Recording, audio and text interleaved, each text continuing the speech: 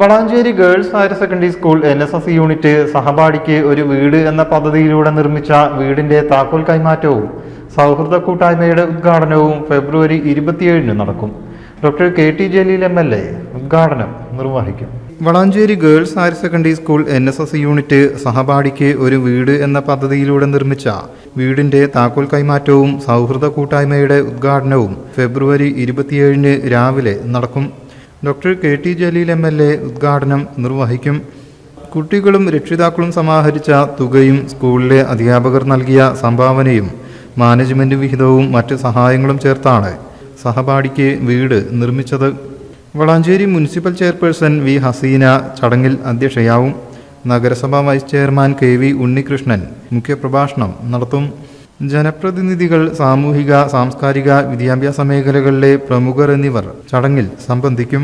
പരിപാടിയുടെ ഭാഗമായി കലാവിരുന്നും ഘോഷയാത്രയും നടക്കും.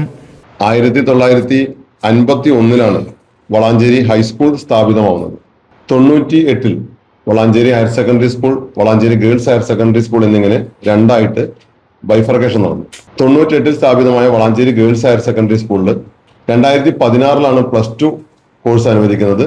ഇപ്പൊ 2 വർഷം മുന്നെയാണ് 2024 നമുക്ക് NSSന്റെ യൂണിറ്റ് അനുവദിച്ചു കിട്ടുന്നത്.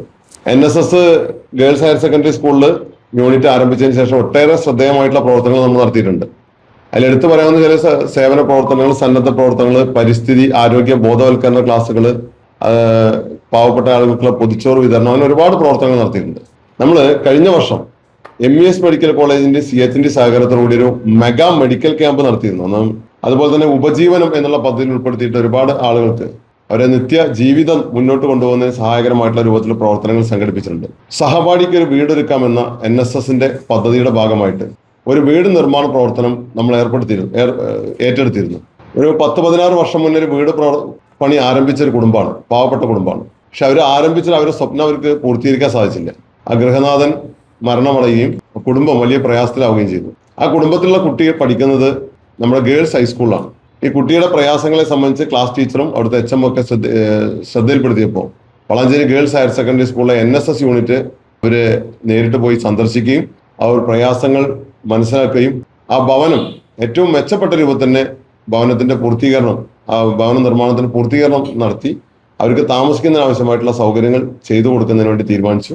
നമ്മുടെ സ്കൂളിലെ കുട്ടികളെ മുൻകൈ എടുത്തുകൊണ്ട് രക്ഷിതാക്കളിൽ നിന്നും അവിടുത്തെ സ്റ്റാഫിന്റെ കയ്യിൽ നിന്നും അതുപോലെ തന്നെ മാനേജ്മെന്റിന്റെ വിഹിതമൊക്കെ എടുത്ത് നമ്മൾ സാമ്പത്തിക സമാഹരണം നടത്തി. ഏകദേശം 5 ലക്ഷത്തിലധികം രൂപ പൈസ ചെലവഴിച്ചുകൊണ്ടുള്ള അതിമനോഹരമായിട്ടുള്ള രൂപത്തിൽ ആ വീടിന്റെ പണി പൂർത്തീകരിച്ച് നമ്മൾ അതിന്റെ താക്കോൽ കൈമാറ്റം ഈ വരുന്ന വെള്ളിയാഴ്ച നടത്തുകയാണ്.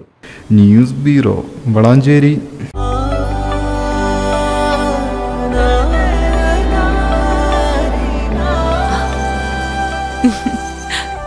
ആചാരങ്ങളും ആഘോഷങ്ങളും പലപ്പോഴും പലതാണ്. അതുപോലെ തന്നെയാണ് നമ്മൾ അണിയുന്ന ആഭരണങ്ങളും.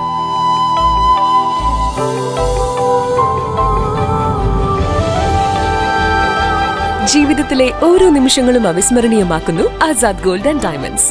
Azad gold and diamonds, Thazhepalam, Tirur.